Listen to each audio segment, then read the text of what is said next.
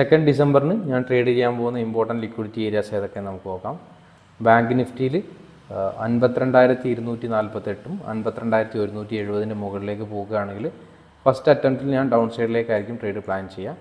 അതുപോലെ 50,894 താഴേക്കാണ് വരുന്നതെങ്കിൽ ഫസ്റ്റ് അറ്റംപ്റ്റിൽ ഞാൻ അപ്പ് സൈഡിലേക്കായിരിക്കും പ്ലാൻ ചെയ്യുക. അതാണ് ബാങ്ക് നിഫ്റ്റിയിലുള്ള ട്രേഡ് പ്ലാൻ. അപ്പോൾ ഇനി ഇല്ലെങ്കിൽ ഇതിൻ്റെ എല്ലാ ഗ്യാപ്പിലാണെങ്കിൽ മാർക്കറ്റ് അന്നത്തെ ദിവസം ക്രിയേറ്റ് ചെയ്യുന്ന പ്രൈസ് ആക്ഷൻ അനുസരിച്ചിട്ടായിരിക്കും, ലിക്വിഡിറ്റി ഏരിയയ്ക്ക് അനുസരിച്ചിട്ടായിരിക്കും ട്രേഡ് പ്ലാൻ ചെയ്യുക.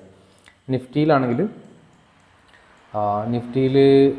24,74 എന്നുള്ള ഏരിയ ടാപ്പ് ചെയ്യുകയാണെങ്കിൽ ഞാൻ അപ്പ് സൈഡിലേക്കായിരിക്കും പ്ലാൻ ചെയ്യുക. 24,74ഉം 24,96 ഈ രണ്ട് ലിക്വിഡിറ്റി ഏരിയകൾ ടാപ്പ് ചെയ്യുകയാണെങ്കിൽ അപ്പ് സൈഡിലേക്കായിരിക്കും ട്രേഡ് പ്ലാൻ ചെയ്യുന്നത്.